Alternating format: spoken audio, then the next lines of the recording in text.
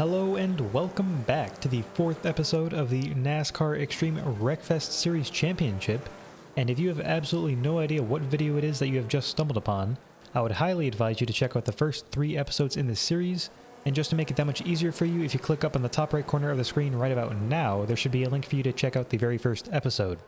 So for this event, we're making our way over to the Bonebreaker Valley, and for those of you who are not aware, this track is basically an elongated figure 8 where for about half of the lap you're effectively just driving head-on into oncoming traffic. And I don't know if it's just me, but a lot of the track layouts in this game seem to be rather phallic, if you get what I'm saying. But jumping right on into the first race of this event, I do want to tell you that for some of the races in this episode, you will see that I've upgraded the AI from a B-class car to an A-class car while maintaining a B-class car myself.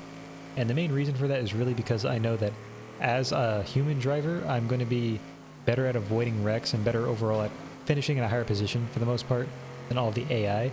And in an attempt to try and make it a bit more fair and make it more competitive and more entertaining for all of you, I figured I would try and make it a bit more challenging for myself.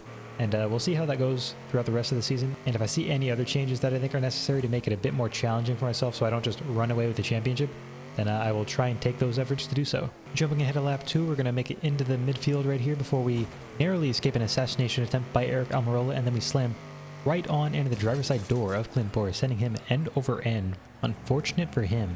Coming around the corner, we're then going to see that Jimmy Johnson, for some reason, is going to try and back his way onto the ramp to get back in the middle of the track, but that's not going to really work out for him. I don't know what he's trying to do.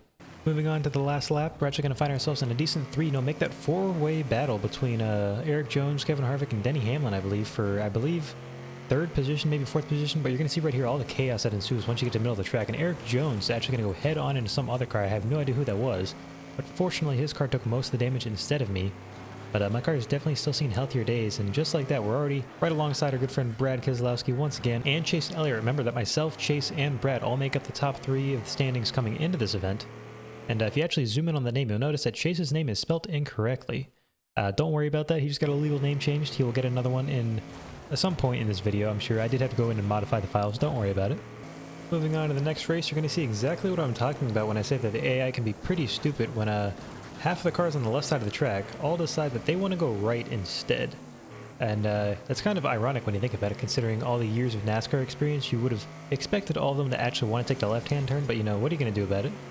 We're then going to casually slam inside of Denny Hamlin as we see Alex Bowman spinning wildly in the distance, and we're actually going to stick our nose in there, getting stuck in his rear wheel well for a moment before he finally lets us free from his grasp.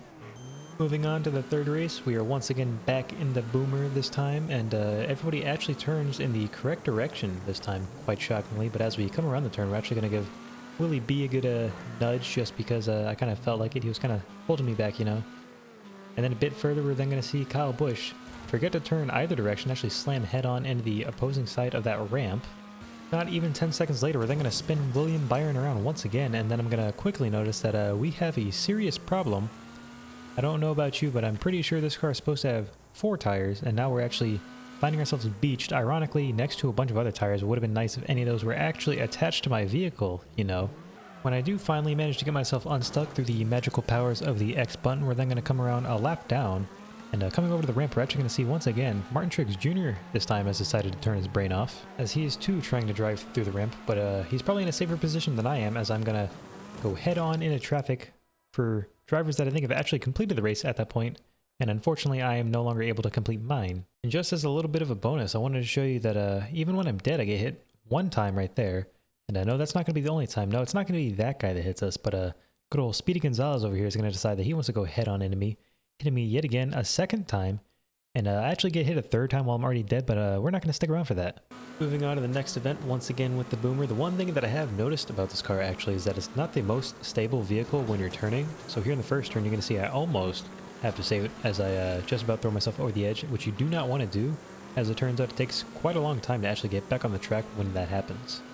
William Byron, still mad that I spun him out earlier, is going to decide to take his revenge right here, and unfortunately, you're going to see a good little tire decides to leave my car right then at that moment. So for the 2nd time, I'm trying to struggle around this track with only 3 of the 4 required tires, and I probably wouldn't have actually made it up this corner, but fortunately Alex Bowman's going to be quite a good friend and actually give me a little bit of a nudge. Otherwise I probably would have had to end my race right there. The unfortunate thing about this actually is that when you're facing oncoming traffic, it's incredibly difficult to actually steer this thing when you only have one tire to steer your entire car with. You're going to see that start to become an issue right here as a whole bunch of oncoming traffic starts heading towards me, but fortunately I just managed to eke my way through there as Martin Truex Jr. is basically gasping for his last breath. So coming into this final turn, I'm going to try and be a bit easy on him, but he chooses the easy way out and decides that he wants to just end it right then and there. We are eventually going to somehow crawl this thing home to the start-finish line after Brad Keselowski, our good friend, picks up what I believe to be his second win in a row actually, so he's probably making up quite a few points on me so far. Not a whole lot really happened in the next race, so we're going to go ahead and skip through most of that. However, the imposter Chase Elliott with only one T will bring home his fourth win of the season. Hey look, a name change. Moving on to the next race, we have chosen the Rammer, which I believe is my fastest Class B car, so it should give us the best chance for defeating the people in the Class A cars. We actually start up this race pretty well, running in the top 3 until the new Chase Elliott with 2 Ts decides that he wants to try and turn us head on into the wall. We are going to manage to bring this home in a 3rd place finish, which is a much better result than you'd probably get if you keep losing a tire like I have been. Skipping ahead to the second lap of the next race, we're going to see that Ryan Newman decides that he wants to be the 3rd guy in this event so far to target the front of my car, and just like that, for the 3rd time, you'll see that I've once again lost one of my tires. We're then going to perform the same attack on the leader Kyle Busch, but fortunately for him, he does not lose a tire in the process. We're then going to evade an assassination attempt from Denny Hamlin, and not to be denied, Kyle Busch actually picks up what I believe to be his first win of the series, despite my attempt to murder him in the process. And then these guys, who have already completed the race, are going to try their absolute hardest to actually prevent me from completing the race on my own. And fortunately for myself, I will actually manage to drag this car across the line, kicking and screaming if I have to. Moving on to the next race, we have once again changed vehicles, this time using the Hot Shot, and I'm pretty sure this is actually the farthest back that the game has had me start so far this series. We're then going to kick the teeth on the front nose of Kurt Busch's car all the way down his throat because he decided to park in the wrong direction.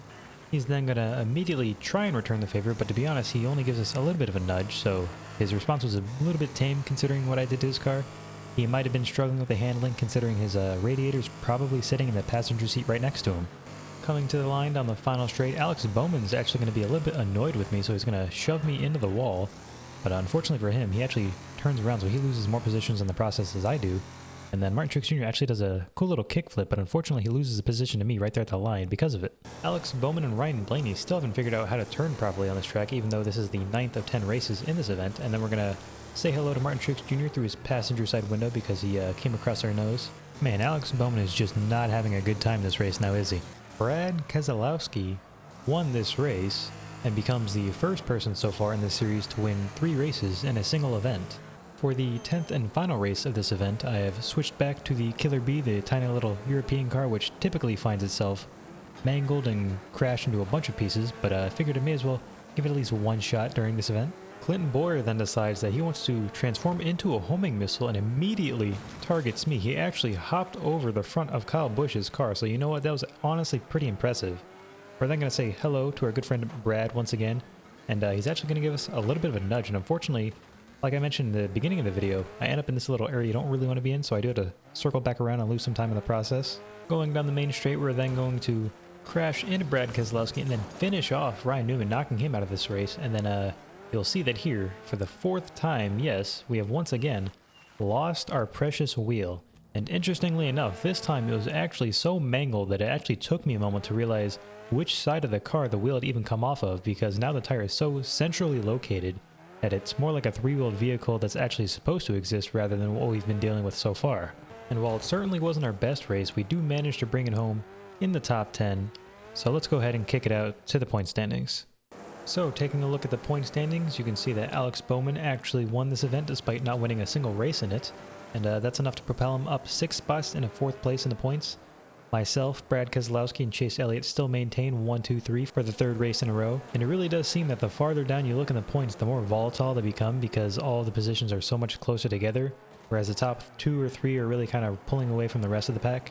But that is all I have for you guys today in this video. If you have made it this far and you did enjoy the video, please consider subscribing and leaving a like, and maybe even checking my channel out on Twitch. I do go live with a variety of content many times a week, and I would love to have you over. But anyways, I will see you guys in the next one.